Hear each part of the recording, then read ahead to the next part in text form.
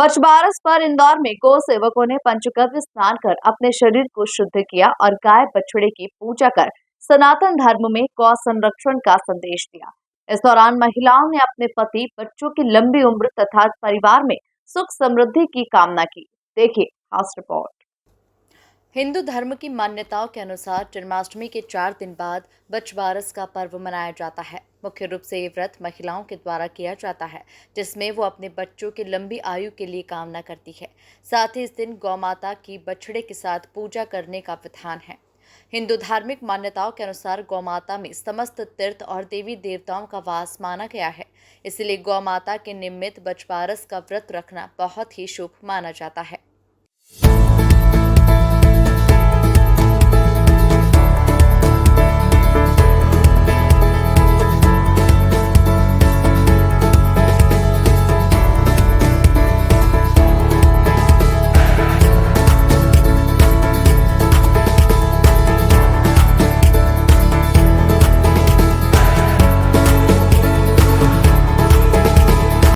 आज बछबारस के दिन हम ये पंचगुइयाँ गौशाला में पूजा करने के लिए आए हैं, अपने परिवार की सुख समृद्धि के लिए और समाज के कल्याण के लिए।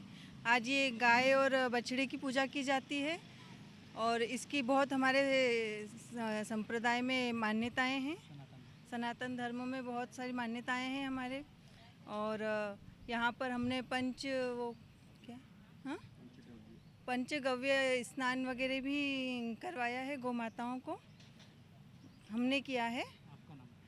मैं विशाखा शर्मा, इंदौर।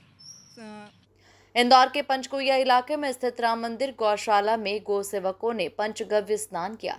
मान्यता है कि पंचगव्य गोबर, गौमूत्र, घी, दूध और दही के स्नान मात्र से ही शरीर निरोगी हो जाता है। शरीर शुद्ध होने के साथ साथ बड़े से बड़े रोग दूर हो जाते हैं। बछबारस के पावन पर्व पर नंदी की पूजा कर उसे स्वतंत्र विचरण के लिए छोड़ा जाता है।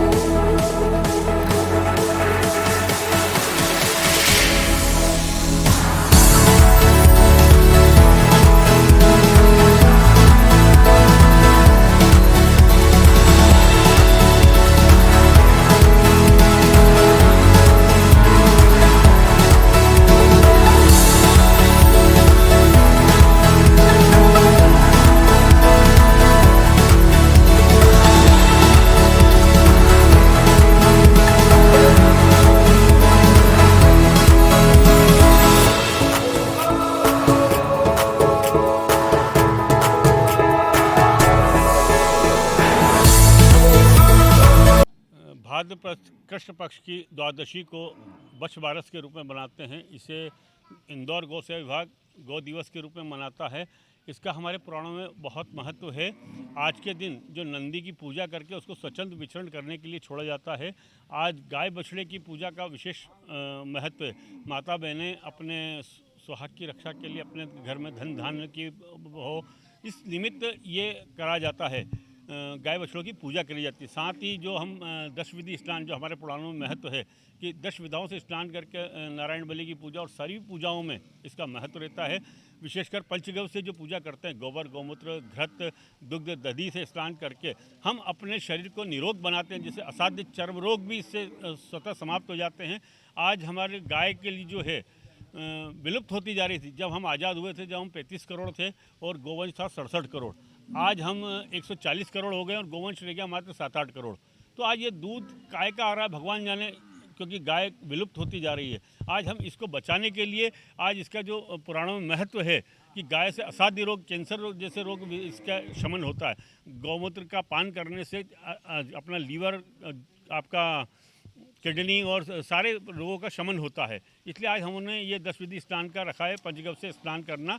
और अपने को पहले के जो ऋषि मुनि हैं, इसकी शुद्धता का आज कोई भी आप जैसे आज कोई आदमी की मृत्यु हो जाती है तो गोबर की शैया पहले लीपते हैं, उससे उसको बिठाते हैं, गोबर से उसका स्नान कराते हैं, गौमूत्र से स्नान कराते हैं।